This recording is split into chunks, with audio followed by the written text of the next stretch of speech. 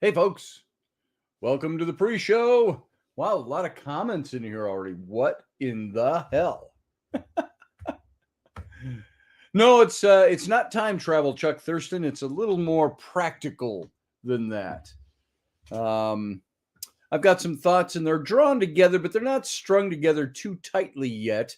So we're going to leave it a little open. It's not about time travel, though. It's nothing on that science fictiony or paranormal level at all. It's more esoteric, I think, and is probably a good way to put it. It's why the future of humanity requires a leap in understanding and how it can be achieved. It's kind of the idea with this. So we'll get into that in a few minutes. So no audio. Well, that's interesting. Testing 1 2. My sound is up. Let's see what's going on here. Boom, boom. Audio. Codec is on. Can you hear me now? You have audio. Thank you. So, problem was on your end. That's okay, Chuck. We got about a minute and 15 seconds and we go live. So I need my glasses tonight. You know, I used to not need them every day. My eyes are getting wonky. I can see everything. I got full color and all of that. I'm just fuzzy. I stare at this computer all day long. I think is half of my problem. So there we go. So it looks like all systems are up. We're ready to fly. I've got other glasses too that are, I can wear these. The only problem is, let's see. Yeah, they're too reflective and it's bifocals. So I got to look at, well, these are too, but these are my computer glasses. So there we go. That's the way it's going to have to be. And I left my water upstairs. So I'm drinking Diet Mountain Dew. Blech. Here we go, folks. Going dark. Stand by.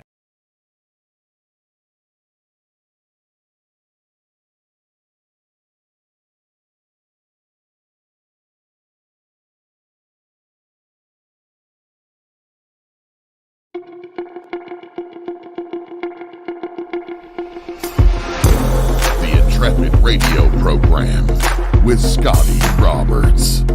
Intelligent talk.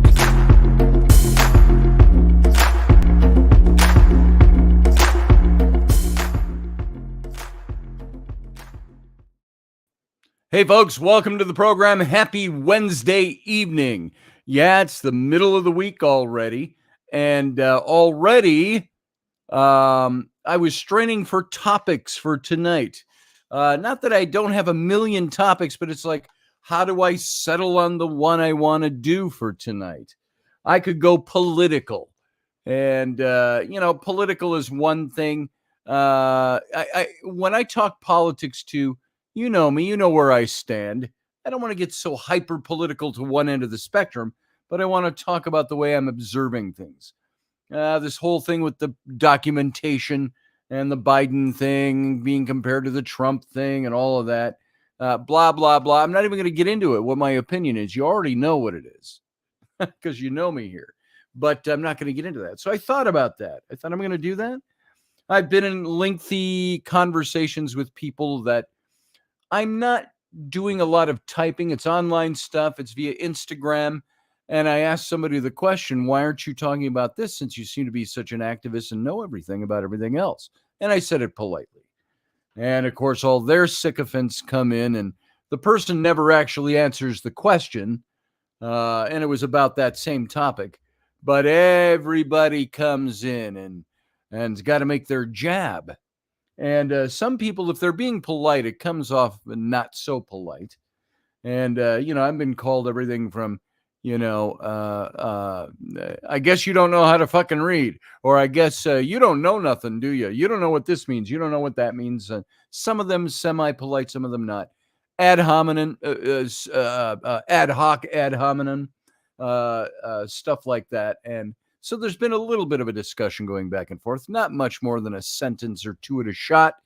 One post, I made a very long one explaining, yes, I do understand what a false equivalency is, because I was told because I didn't answer the question because I don't take time for that.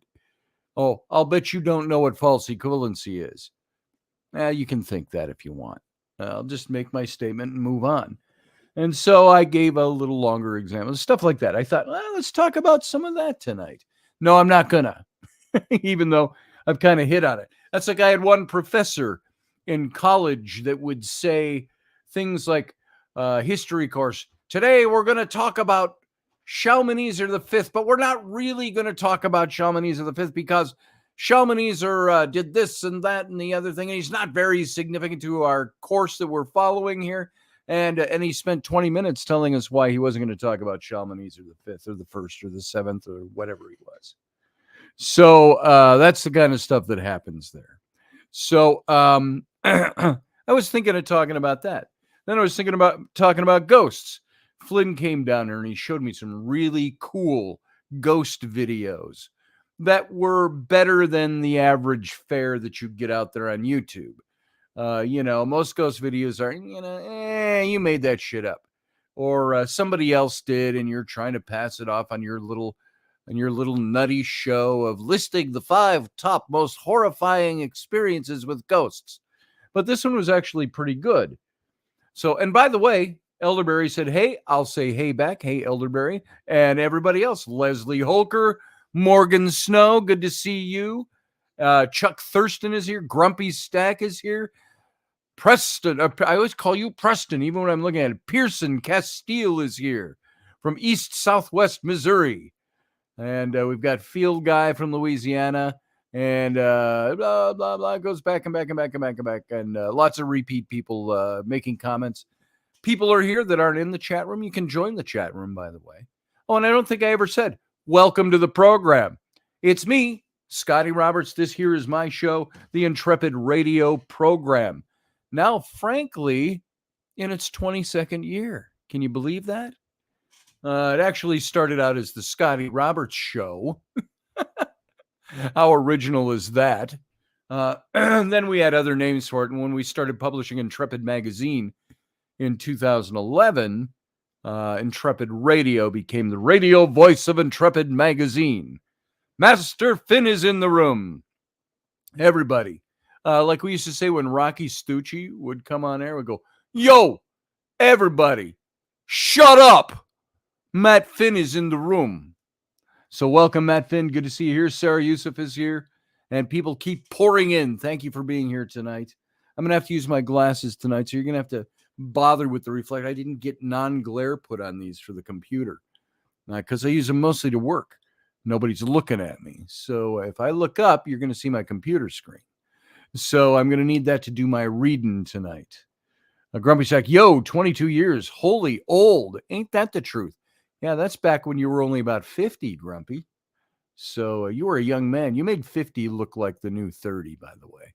I don't think I've ever told you that. So tonight, if you saw the graphic for tonight's show, it's got a picture of Einstein. All kinds of lights going around him. Kind of not a caricature, but a whimsical piece of art by him. And the reason I chose that piece of art to go with this topic tonight is the topic is really about why the future of humanity requires a leap in our understanding and how that can be achieved. And we're not going to achieve that tonight. We're going to start talking about it a little bit tonight. And I can't say this is a series. If we have more to talk about this later, we'll do it. But there's a little thing that Einstein had said. Einstein once observed that the whole of his thinking followed from the question of what experience would look like if he were riding on a beam of light. So I want us to kind of imagine that. What would our experience look like if we were riding on a beam of light? The whole of creative systems theory, which is kind of what we're going to be talking about. It's a psychological thing, not a pathological, a psychological thing, including the concept of cultural maturity, which we don't see a whole hell of a lot of today, which was reflective in things like chatting and Instagram. Now, there might have been some gentlemanly people there that weren't so much, because we've gained this ability to be immediately dismissive of anybody who doesn't hold to our political points of view or our ideological points of view. And so the whole creative systems theory, including the whole concept of cultural maturity, can be understood to follow from the question of what truth becomes if intelligence is creatively ordered. And so I got a couple of things I'm going to talk about creativity tonight. And first, I also want to, just on the tail end of what I was talking about with my conversations online today, Herbert Spencer said, "There is a principle which is a barrier against all information, which is proof against all arguments, and which cannot fail to keep a man in everlasting ignorance. That principle is contempt prior to investigation." So today, and I'm not saying boo-hoo, poor me, you know me, I don't get that way, but what I find from people that support things solely from a political, ideological point of view and start condemning you or either slamming you or making statements about you before they even know who you are or what you represent or what you're all about, you may give them an inkling. All I have to say is the thing about Biden today with the documents, I can say, Trump had the power to declassify, and Biden did not. All people say, the first comments coming out was, I was a maggot to MAGA infested cult follower, blah, blah, blah, Fox educated, blah, blah, blah. None of this, nobody knows who I am. They took one sentence I said, which didn't give a lot of information about who I was or what I believed, other than saying, I observed this stuff and I have an opinion on it. So when that kind of stuff happens, the name calling happens, the stupidity starts to reign supreme, all of that starts to happen. And so that's what led me, especially that quote I just read you from Herbert Spencer. The principle is contempt prior to investigation. That's the principle which is a barrier to all information. So although I have an opinion, as everybody does and should have, and you can take your political stance or your philosophical stance or your romantic stance or whatever happens stance you stance on, you can have those and own them and have them. Just make sure you back them up with common sense and good faith, common sense, and intelligence. And so that's all I really push sometimes. And the reason I talk about certain things, I want to be challenged sometime. Tell me why. Oh, you got your head buried in the sand. Well, I had a guy said to me today in that thread, not long ago this evening, well, buddy, looks like you've got your head in the sand. And so my simple response was, well, since we're buddies, can you expand on that a little bit for me? Thanks, pal. Detail that for me. What a bunch of nonsense. This stuff gets to be nonsensical, the way we talk to each other, the way we do not achieve doing anything and accomplishing anything. Chuck Thurston said, if you focus on the documents and their controlled access, there's a massive difference between the two. Whatever. I'm not going to talk about that tonight. So, but I would disagree with you, because there is the classification issue, and there's all kinds of other issues in there that wrap into this. We'll talk about it another time, Chuck. Trust me. So thank you, Leslie, for saying that. She said, anyone who says Scotty has his head buried in the sand doesn't know Scotty very well. I appreciate that. Thank you. Tell that to my wife. Anyway, let's move on with this topic, because it's a bigger topic than I got time for, and I'm going to see what we can get through on this tonight. Why the future of humanity requires a leap in understanding and how we can achieve that. Here's some key points I'm going to cover. Today, Humanity confronts a crisis of purpose and understanding, and it needs a new, more life-affirming guiding narrative. Would you all agree with that? Humanity in general has a crisis of purpose and understanding, and we need something new, more life-affirming and guiding. Humans also need more complete and systemic ways of thinking. Oh. I know I could use that some days. Some days I'm in a mist and I'm like, where the hell did I put my glasses? Now, it's nothing as trite as that we're talking about, but you get it. Creative systems theory and the concept of cultural maturity provide an approach that addresses these needs. Now, we need a new kind of guiding narrative because we confront this crisis of purpose. Overall, in general. Now, maybe some of you will go, I got no crisis of purpose. Might not be you. It might be everybody around you. It might be your society. It might be your neighborhood. It might be your city, your culture. And the world in general. People lack this guiding narrative. And we need a new guiding narrative and new ways of thinking of our futures to be bright at all. And the creative systems theory, with its concept of cultural maturity, provides kind of this generalized roadmap that I want to kind of go through. We have to step beyond our comfort zones with these notions, by the way.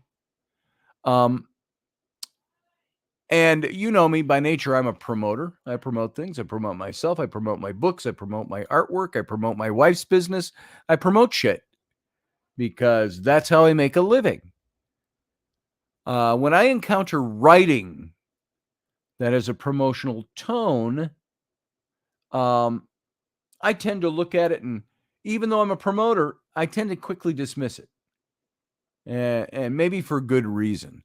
And writing about creative systems theory and its concept of cultural maturity, when I read works that men have done, there are simply stated ideas as clearly as they're able, and it's left up to the reader to decide their importance, rather than promoting the importance of it.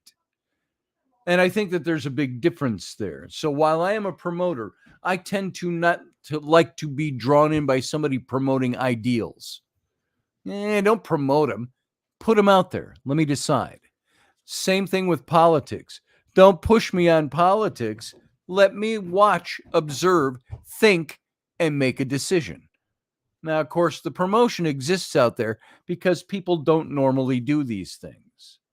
Your average person doesn't even know George Washington was the first president of the United States, if they're under 30. So how are they going to understand politics or the Constitution or how things are supposed to work? So some of us, like Chuck Thurston in the chat room tonight, Chuck's been in a job where he had to have his fingers on things, governmentally, not politically as much, but so he's got a different insight than some of us. And so when there are different insights, we can promote things. Chuck doesn't necessarily, I perceive him as a guy that doesn't need things promoted to him. He thinks his way through things. Matt Finn, Leslie, everybody else in this room that thinks for themselves. We generally don't like to be promoted to, unless I'm promoting my book, and you can go to www.swordintheclay.com, theswordintheclay.com, and buy my latest illustrated book. See, that's promotion, the way I see it. There's a book I looked at called Insight, Creative Systems Theory's Radical New Picture of Human Possibility. And it's an argument for the power and originality of all these notions. And since their origins some 40 years ago and throughout the decades, I've had to face that these ideals and ideas are far enough ahead of how we usually think that unless a person has a solid sense of why they're important, they're not going to take the time needed to engage them effectively. And I've seen some good books, that one in particular, that's structured around a series of what could be thought of as audacious claims. And I'm going to go through some of those from this book. Again, if you want to look it up, Insight, Creative Systems Theory's radical picture of human possibility. There are some radical claims that the author makes in that. And it's an author, Johnston is his last name. I don't have his first name on the top of my head. But the first audacious claim that he made has to do with the times in which we live. Creative Systems Theory proposes that going forward in our culture, in our life, in our society, in our world, that going forward is going to require a critical growing up as a species. Cultural maturity is needed. It's a new chapter in what it means to be human. The theory describes how we can understand this new chapter in terms of developmentally predicted cognitive changes. Catch all those words together? Developmentally predicted cognitive changes. I don't think I need to explain that. You're all smart. The realization of what it calls integrative meta perspective. So you're integrating, you're putting everything together, you're joining things together to create this overall greater perspective of where we are. It's like when I talked a year or two ago about the whole idea of what's your narrative? Are you locked in a war narrative, which is what I was in today with some people. They're locked in a war narrative over politics. I sometimes very guilty of being locked in a war narrative. Are you locked into a religious narrative, a spiritual narrative? Are you locked in a peace narrative? And so all of these things, that meta perspective, look at your narrative and see how it's your integrative meta perspective, your developmentally predicted cognitive changes, things that you do, the developmentally predicted, meaning the development of what's going on around you and the development of yourself is predicting cognitive changes that you have to make in order to be doing the right thing for yourself and the right thing for the people around you and the right thing for your society. And so it delineates new human capacities that follow from this cognitive reordering and describes how these capacities are going to be needed to address the critical questions and challenges ahead for our species. Is our species on the brink? Now, if you are, say, a Bible believer, a Judeo-Christian, you would say, that's all covered. But there's many people that aren't there and don't believe that. Would our species be on the brink if we didn't have those things? So I propose that unless the concept of cultural maturity is basically correct, it's hard to be legitimately optimistic about our human future. So you catch that? It's really tough to be optimistic about our future as a species unless the concept of cultural maturity is correct, at least in its basics. So a second kind of claim is more conceptual. The theory observes that what makes us humans unique is the richness of our tool making, our meaning making, or we could say simply creative proclivities. Those are the things, our creativity. Einstein straddling and riding that beam of light. It goes on to argue that integrative meta perspective, meta overall, like panacea, but a different word. The pan perspective, you can almost say, allows us to think more consciously in creative terms. And the theory claims that the application of a creative frame, the thing that you build your creativity into, provides a leap in understanding as fundamental as that which gave us modern age thought. So the implications of this leap are considerable. Most immediately, it's going to offer what we might think in ways that more directly reflect that we are alive, and alive in a way that makes us human. Okay? That sounds kind of dumb and simple, doesn't it? It's how we directly reflect that we're alive, and that alive in a way that makes us human. I'm alive, And I'm alive in a way that makes me human. What does it mean to be human? Is at the basis of this. And so it provides this new fundamental organizing concept to replace the reality is a great machine, quote unquote, conclusions of Newton and Descartes and some of the other philosophers, mathematicians. So in application, a creative frame, now think of this for a second. Think of your creative frame.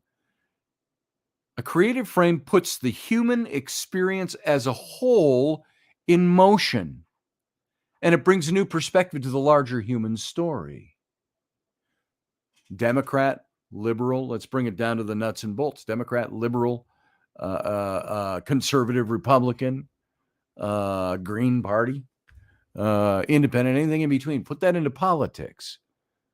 So creative frame puts the human experience as a whole into motion, and it brings a new perspective to the larger human story. The picture that results makes understandable how cultural maturities change and are potentially built into who we are. And it helps us better understand not just the future, but also the past, the junk we leave behind, or the things we're supposedly learning from, so we don't repeat the errors. It clarifies how Newton and Descartes might have reached the conclusions that they did in their time. And it goes back further to map the evolution of understanding throughout time. There's your time travel, Chuck Thurston. It's understanding and it goes back to understanding how to further map the evolution of understanding throughout time. What did Matt Finn say here? I saw JFK. JFK's infiltration instead of invasion, subversion instead of elections, all funneled into separate groups by branding and manipulating by marketing. Well, there you go. Leslie says, I'm all about human decency and spirituality, not politics or the Bible. Your inner voice tells you just to be decent. So, Field Guy says, the Whig Party. Do you take me for a damn Whig, sir? A famous line from the movie Rob Roy, honored by John Hurt as the Marquis of Montrose. So, what did Elderberry say? Exactly, Niall. That is why the prosecution is too difficult to pursue. I got to see now what Niall said. I'm not seeing it. It's way back. Problem is that the modern age, says Niall, is corrupted, or appears to be. So any investigative sources can already have contempt contained within them. That's exactly it, isn't that? So this is why I'm saying, how do we break out of that and launch into a new creative mode? That's the question. That's basically what I'm asking you here. So in terms of its implications, a creative frame brings a more complete picture of the nature of human identity, both individual and collective. Do you think for a minute that being woke is the tool that gets us there? No. Being woke has nothing to do with this. Woke is a political thing.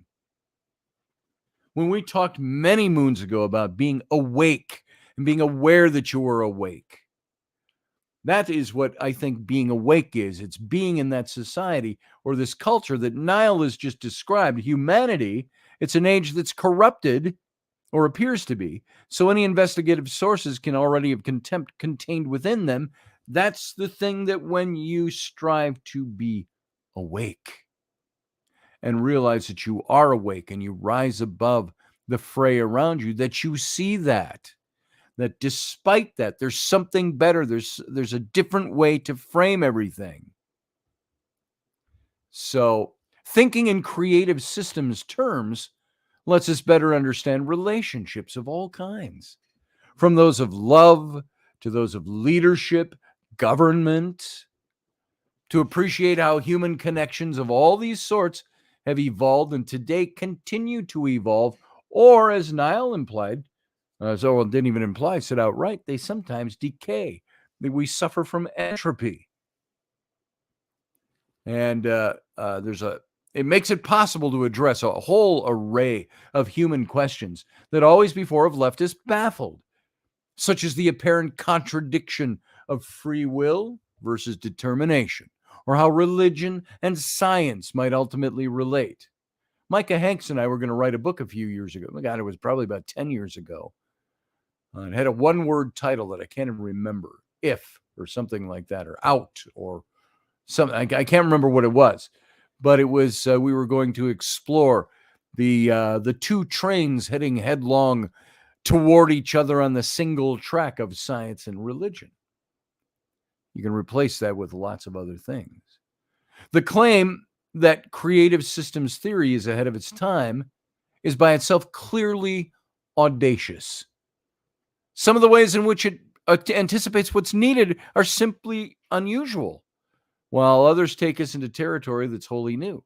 The theory is at least unusual in its big picture, long-term systemic vantage. We're more used to thinking in terms of front page news and immediate circumstances. It's also unusual in how its concern in looking toward the future is not just technological, but how we think and make sense of our world and worlds, even in plurality. And the concept of integrative meta perspective takes us beyond ideologically based simple answers.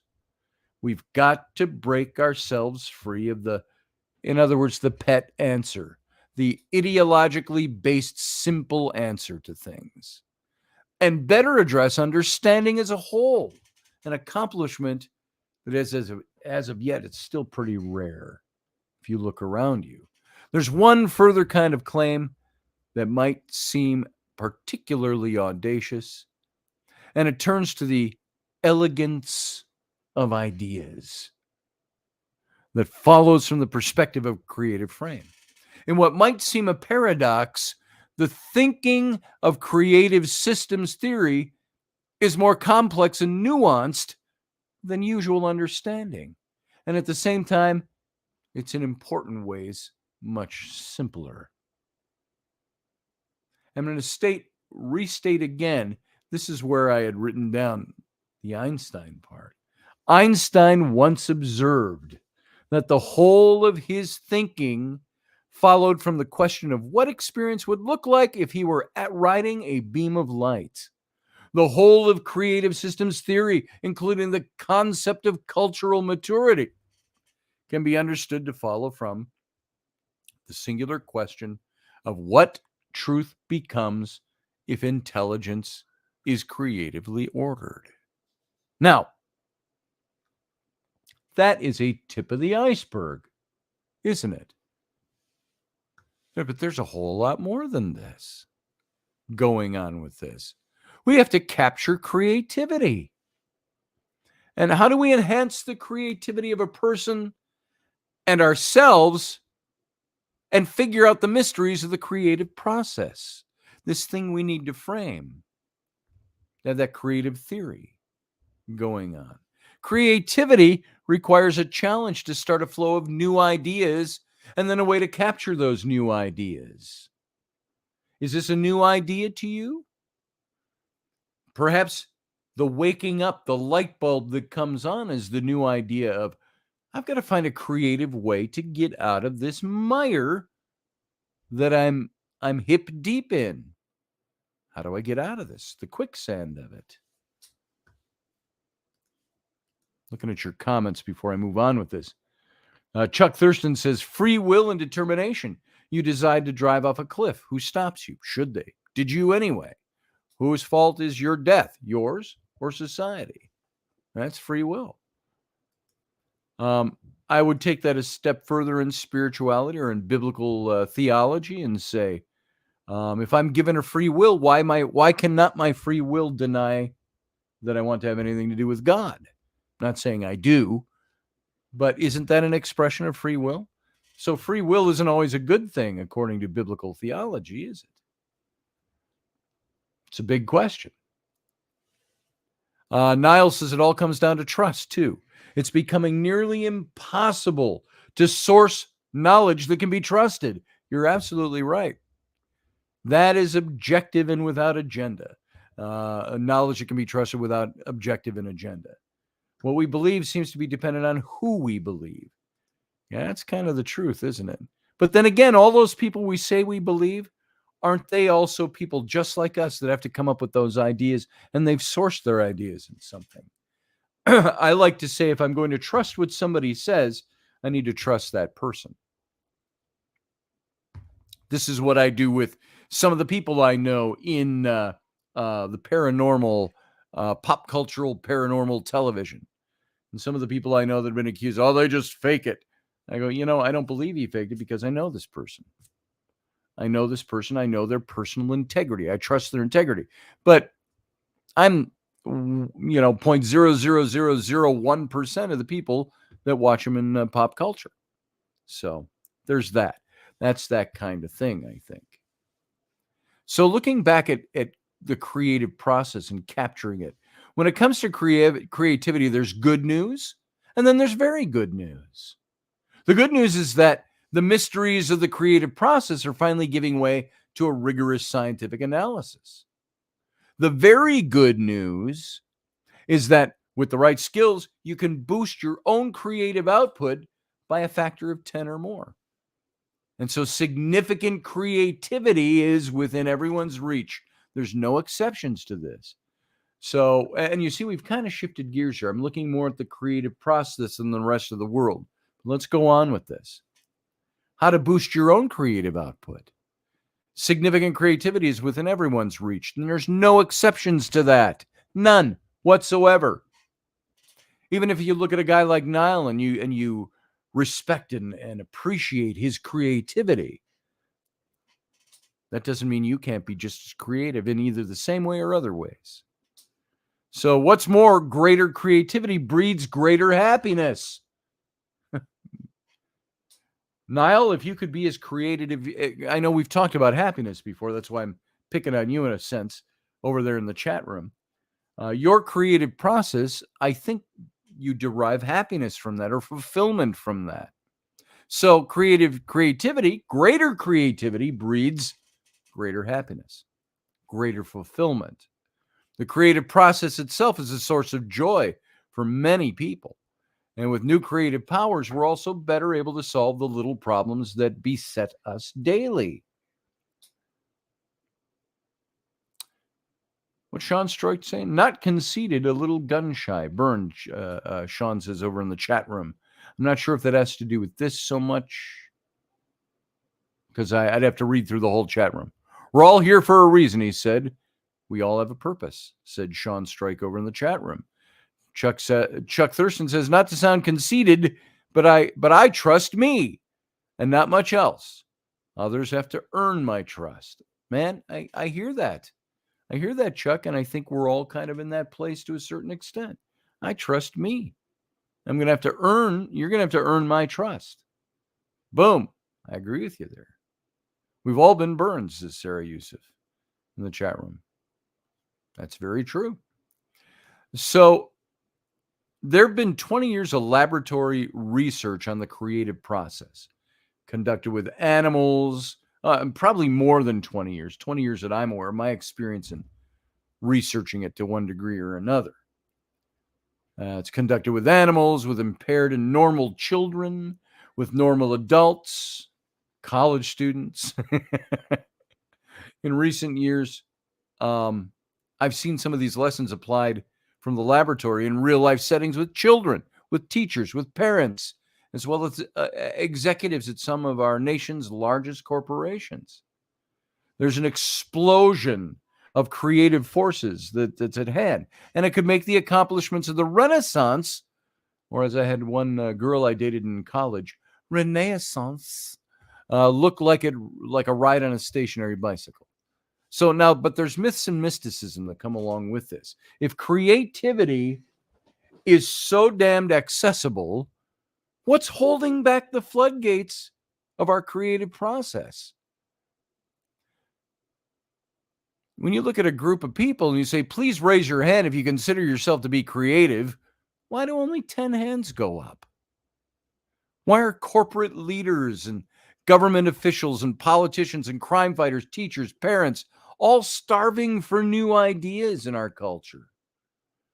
Why are art and music and literature in the hands of a tiny fraction of the population, while the rest of us are mere spectators?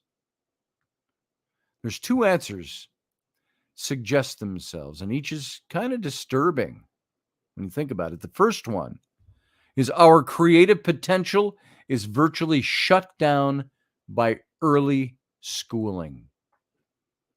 Yeah, there I said it. Our educational system. Teachers are the first to admit this. A kindergarten teacher once told me, I can't believe I get paid to have so much fun every day before the kids get mined. Ruined? Mined. M-I-N-E-D. Before they get blown up by the educational system. Ruined? This same person said, in the first grade, kids have to work all the time. There's no more time for fun because there's so much they've got to learn. They're not even allowed to daydream anymore. It's a wonder that any of them ever grow up to be artists or inventors anymore. They have to break away from that system to be those things. In kindergarten, on the other hand, all the kids are artists and inventors. Ain't that the truth? And you get to bring your little mat to school, drink your carton of milk, and take nappy time before you go on to painting your next finger paint. But there's another reason why creativity seems to be in short supply. Myths about creativity are deeply entrenched in our culture. Myths have enormous power to shape everyday behavior, often to people's detriment. You know, I remember when I was in middle school age, and somebody at the church I was in told me, I said something about having imagination. I didn't use these terms when I was 12 and 13, but I said something about akin to tapping into my imaginative process. And they said, well, imagination is a bad thing because the Bible says not to have any evil imaginations and this and that and blah, blah, blah. And I said, I don't have evil imaginations. I think I have pretty cool imaginations. I wasn't being confrontive. I was just saying, I don't understand what that means if I'm not supposed to imagine. But this is the kind of thing. Myths have this enormous power to shape everyday behavior, often to our detriment. When people believe the world is flat, for example, they're unlikely to venture out to sea very far, and lands away remain undiscovered. Because you can only go as far as, the waterfall into Tartarus. So when it comes to creativity, myths keep most people firmly shorebound. Only artists have this creativity, and creativity is rare, we're told. Creativity is mysterious. It's magical. It's divine. People say it's in your right brain. That's what the headlines swear. But none of these beliefs is true. Not even slightly. The brain hemisphere distinction is based largely on clinical studies of about 40 split brain patients, people whose brains were severed surgically in order to treat seizures or other neurological problems. And the initial studies of such patients conducted in the 1960s, 60 years ago, seemed to show significant functional differences between the left and the right cerebral hemispheres. In the 1980s, however, scientists began to reinterpret all that data. The problem is split brain patients all have abnormal brains to begin with. Think of that for a second. As a practical matter, the right hemisphere myth is nonsense because virtually no one has a split brain. The two halves of our brain are connected by an immense structure called the corpus callosum. And the hemispheres also communicate through sense organs. Creativity has no precise location in the brain. And people who promise to reactivate your neural creative zones will reactivate that for you are just yanking your chain, folks. And that's the myth of it. Enough about myths, though. What about science? In the 1970s, in animal studies at Harvard, behaviorist B.F. Skinner obsessed with the fact that much of the interesting behavior we observed in their subjects had never been trained. He said they'd provide certain training and then new, often very complex behavior would emerge. Perhaps more important, they realized that the new behavior wasn't random, but that it was related in orderly ways to the behavior that had been trained. Over the years, some of these students, these colleagues of these people, the scientists themselves, have become increasingly more adept at providing certain minimal training that would inexorably lead to the generation of a specific, complex, new performance, one that could be called, guess what, creative. And what they ultimately concluded was that previously established behavior manifests itself in new situations in new yet orderly ways. Novel behavior is truly new, but the particular novel behavior that emerges in a new situation depends on the particular behaviors that were established previously, that is, on their prior knowledge of something. Creativity, in short, is not something mystical or mysterious. It's an extension of what you already know and have experienced.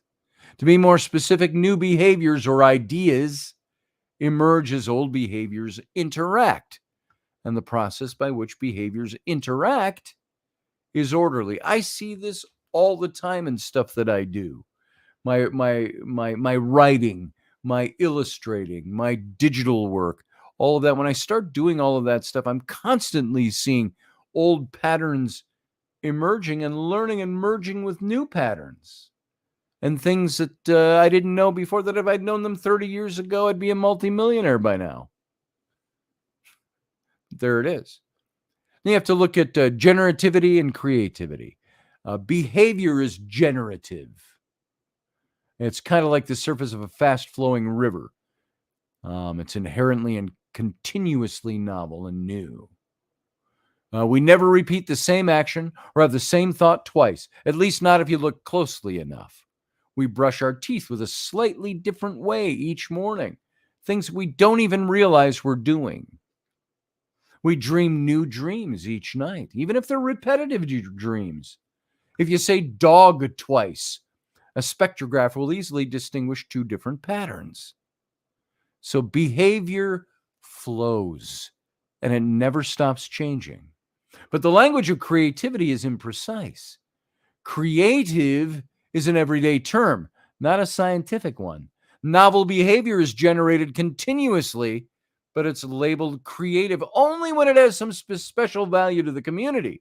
Alas, communities are extremely inconsistent in their use of the language of creativity.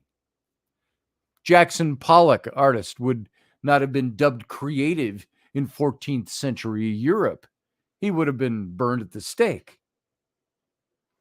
So from a scientific perspective, it's not the label creativity itself that's of interest. It's the flow of novel behavior that sometimes inspires the label. How can we account for and understand that flow?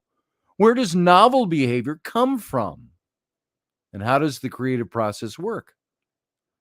And from what I've read, and I can't say I'm a researcher of this, but the things I've read and tried to soak in suggest that many forces act simultaneously on the neural determinants of many different behaviors. And that novel behavior is the result of this complex, dynamic process. It's all these little things strung together every day that create complex and dynamic process. And generativity is the basic process that drives all of behavior that we come to label as creative. Phew! Dave Potter, Uncle Dave in the chat room says Henry Ford didn't invent the automobile. He used his imagination to figure out a better way to build them. That's it. He didn't create the thing out of nothing. So in recent years, there have been subjects solving problems directly on a computer touchscreen, which allowed many researchers to stimulate the performances in real time.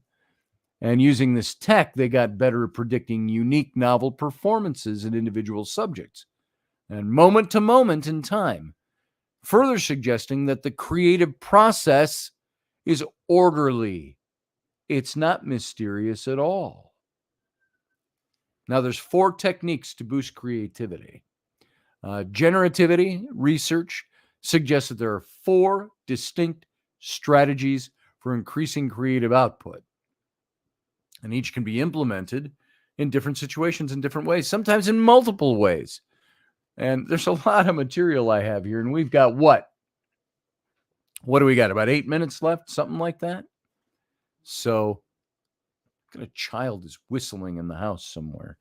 You hear it coming through the rafters. If you're hearing that, it's one of my children. So, the first one is capturing. Catch it?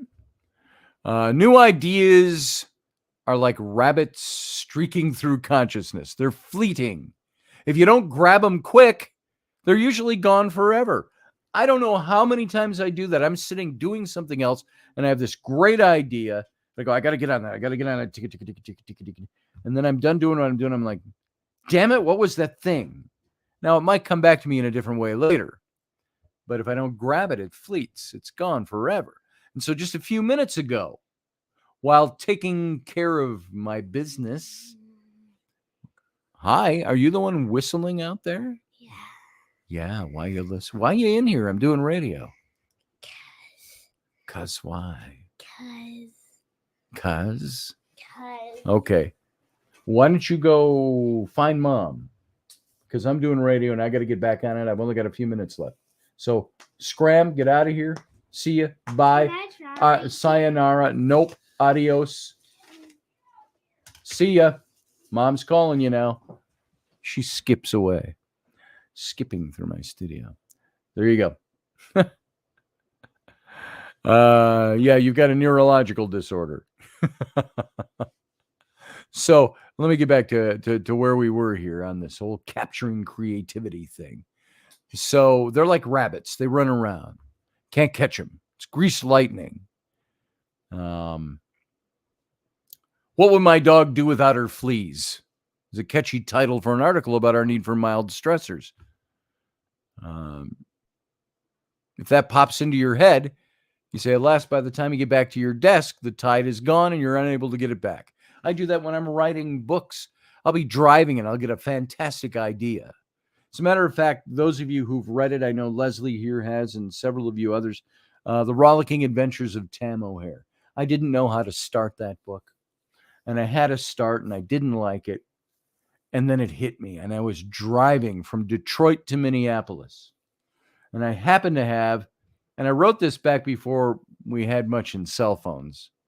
It was 1998 when I had that idea. But I had a little pocket recorder. And I pulled that out and I started narrating what I was thinking. There was another time I was sitting in church. Not long after that, 2000, 2001. And I had an idea for the first chapter of that book. And so I might be mixing up the chapters, but I sat on the bulletin that you get at church, the little folded bulletin has got all the announcements for the church and stuff. We had a big church. And I took that out, and in all the margins, I'm writing down. I wrote paragraph after paragraph after paragraph of this book. And then I went back and transposed it. And it's almost word for word in the book itself as to what I wrote in that. I had an epiphany at that moment. So those moments are fleeting. And if you don't capture them, they're gone. So the main thing that distinguishes creative people from the rest of us is that the creative ones have learned ways to pay attention to and then to preserve some of the new ideas that occur to them. They have capturing skills. They set out the traps, in other words, for this. Scientist Otto Loewi, Loewi, had struggled for years with a problem called in-cell biology.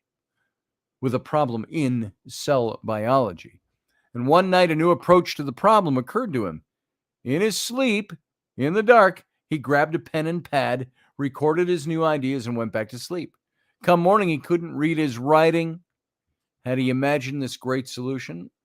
Or was it real? The next night, he was blessed by the same flash of insight. This time, he took no chances. He pulled on his clothes, went straight to his lab, he won the Nobel Prize for the work he began that night. So people who are serious about exploring their creative side develop and practice various methods of capturing new ideas. And you can apply this to what we were talking about earlier in creative theory for your society, for your world, for benefiting yourself and those around you. Becoming awake, not woke. Throw out the whole notion of woke.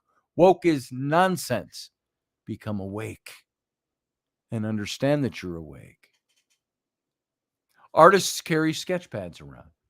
Writers and advertisers carry notepads or pocket computers or laptops or iPads or cell phones. Now you can just dictate everything right there. Inventors make notes on napkins and candy bar wrappers, especially inventors of new foods. Salvador Dali, the great surrealist, used to grab ideas for paintings from the very fertile semi-sleep state we call the hypnagogic state. And he'd lie on a sofa, hold a spoon in one hand, balancing it on the edge of a glass placed on the floor. Just as he'd drift off to sleep, he'd release the spoon, and the sound of the spoon hitting the glass would awaken him, and immediately he'd sketch the bizarre hypnagogic images that he was seeing. Salvador Dali was a little weird, but he had a handle on his own creative process. Anyone can do this stuff. We all have these bizarre perceptual experiences in those moments before we fall fully asleep. Dali simply developed a way to seize some of them. Capture it. Capturing skills can be taught to young children. It can be taught to our teens. It can be taught to everybody to capture these ideas that you have. To high school kids, to adults, to top executives, teachers, parents, managers, can boost the creative output of a group manyfold simply by providing simple training and the right materials. And we have less than a minute left out on the radio. So, folks, we're going to do this. We might pick this up in the captain's cabin for a little bit. But to the radio audience, I want to say thanks for being here. Thanks for listening. Come and join us for the captain's cabin over on my YouTube channel. It's youtube.com/Scotty Roberts. And for now, to all of you over there in radio, listening to the audio over on subspace.radio, come on and join us. But in the meantime, live long and prosper. Join us every weeknight at 9 p.m. Central Standard Time, 10 p.m. Eastern. The Intrepid radio program, a Scotty Roberts Productions broadcast.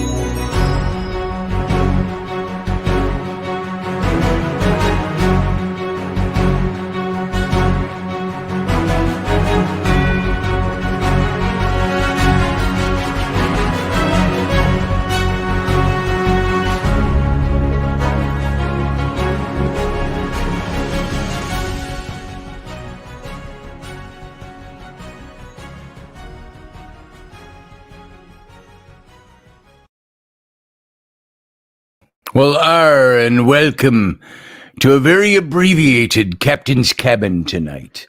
I've got to do a little traveling in the morning, so I'm not going to be around here, but for a few minutes tonight. I hope you enjoyed that topic. There's more to it, and we'll get to it. Maybe next week we'll pick up on this a little bit because Friday, remember, is Ghost Day, and we're going to do a little ghost talk on the show on Friday. There's no show tomorrow. Thursday seems to be the only day that I am not doing a show. I was going to be doing helping Kenny Ballos out tomorrow. Excuse me, with his show, but I've got to be traveling tomorrow now. So I won't be here in the morning, so I'm not doing Kenny's show tomorrow, nor are we doing Intrepid Radio tomorrow. I am sorry, I got a little bite in the back of my throat all of a sudden. And so we might be able to help Kenny out if he needs it on Friday from up north at the Great White North up in Andy Dabb's cabin.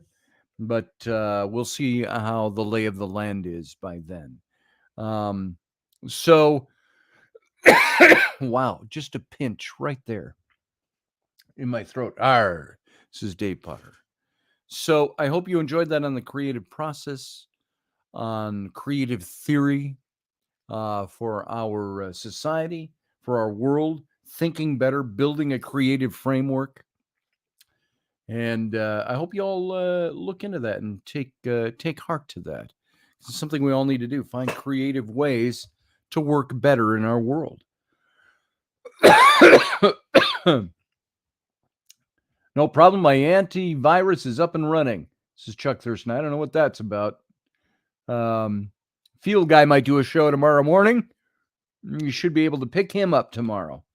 Look for him. Take a little Knob Creek. Yeah, there it is. I don't like Knob Creek, to tell you the truth. It's got a harshness to it that I don't favor. So I have other things I could take. That's really all I've got. That's the announcements for the week. I'm not going to go very far in the cabin tonight at all, other than to say that. And so we'll see you again here Friday night for Intrepid Radio, perhaps Friday morning on my Facebook stream, filling in for Kenny Ballos if he needs it on Friday. And other than that, it's Sunday then. I'll be back here on Sunday, and Rainey and I will join you on Sunday morning. So everybody, I want to thank you for being here. Thank you for participating. Thank you for the good chat in the chat room. And create propaganda, I said. Create paradigm shifts. There it is, Sarah. Exactly. Create a paradigm shift in your life and what's going on around you. So I don't know what types of ghosts yet, Sarah, for Friday. Friday's 2 days away. Why would I know that today? I can pick up on some of the things I was talking about before. I've got stuff lined up. I just don't know what it is yet. That's the way I work my shows. So good night, Morgan Snow. Good to see you here tonight. And as always, Chuck Thurston, fun stuff. I watched the Sunday show I missed yesterday. Carly was up there, I see. Oh, and Carly was up there. Yes, Carly was here. Roger was not, but Carly was. Let's see.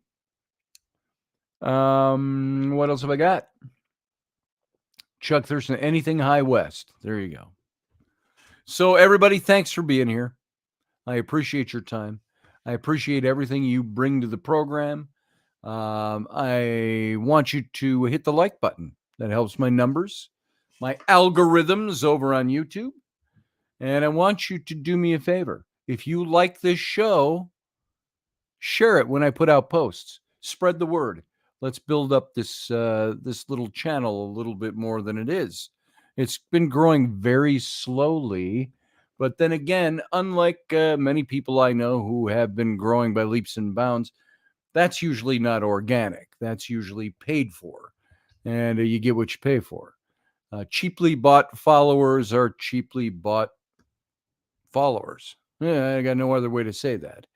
So for all of you that are here, if you like this show, like it, pass on the format to people when we're airing and so on and so forth, and help grow the show a little bit. Appreciate it. If you're not a member of this channel over my YouTube, hit the join button. You can become a member. And that just helps us in the long run. Thank you for everything, guys. Thank you for being here. Thank you for listening. Yada, yada, yada, bada boom. That's all I got to say. So I'm out of here. Live long and prosper. Till next time.